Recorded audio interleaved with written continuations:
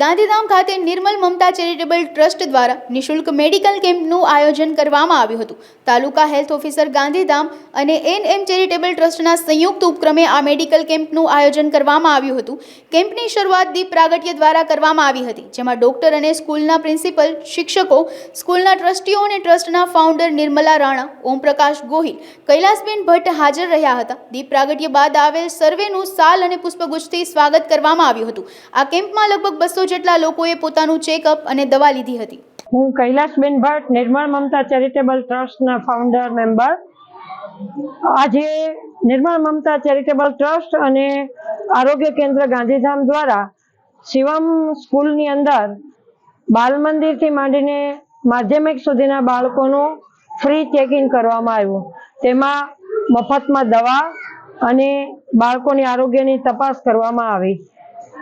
આ નિર્મલ મમતા charitable trust વર્ષોથી કામગીરી કરે છે।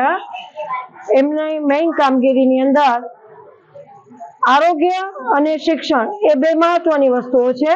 ત્યાર પછીના બીજા કાર્યક્રમો અલગ અલગ રીતે થતા હોય છે, પરંતુ દરેક બાળકનું આરોગ્ય સચવાય અને તો જ તે બાળક શિક્ષણમાં આગળ વધે એવી આ સંસ્થા છે એ માન્યતા ધરાવે છે। તેથી દરેકે દરેક શાળાઓની અંદર આરોગ્ય ચેકઅપ થાય અને સાથે સાથે એના પેરેન્ટ્સ, વાલીને પણ આરોગ્ય ચેકઅપ થાય અને આરોગ્ય વિશેની માહિતી મળે એવી આ સંસ્થા સતત કામ કરતી રહે છે અને હજી કરતી રહેશે।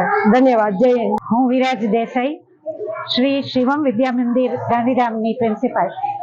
આજે અમારી શાળામાં નિર્મલ મમતા ચેરિટેબલ ટ્રસ્ટ તથા તાલુકા હેલ્થ સેન્ટરના ઉપક્રમે આરોગ્ય શિબિરનું આયોજન થયું। આ મેડિકલ કેમ્પમાં વિદ્યાર્થીઓ તથા વાલીઓને ફ્રી ચેકઅપ અને સાથે સાથે આવશ્યકતા અનુસાર મફત દવા પણ આપવામાં આવી।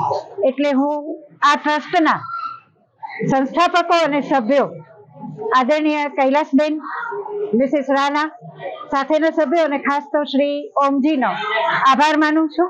સાથે આભાર માનું છું હું શિવમ વિદ્યા મંદિરના ટ્રસ્ટી શ્રીઓ આદરણીય શ્રી મગનભાઈ સાહેબ અને શ્રી માવજીભાઈ સાહેબ, સાથે સાથે અમારા એક્ટિવ ટ્રસ્ટી શ્રી જગદીશભાઈ રાઠોડ સાહેબનો પણ હું ખૂબ આભાર માનું છું કે આ કાર્યક્રમને અમે સફળ બનાવી, વિદ્યાર્થીઓને આરોગ્ય અંગે જાગૃતિ કેળવી અને એમની સારવાર માટે અમે એમને પ્રવૃત્ત કરી શક્યા અને વાલીઓ પણ એમાં ખૂબ સારી રીતે જોડાયા। એટલે એમનો પણ ખૂબ ખૂબ આભાર।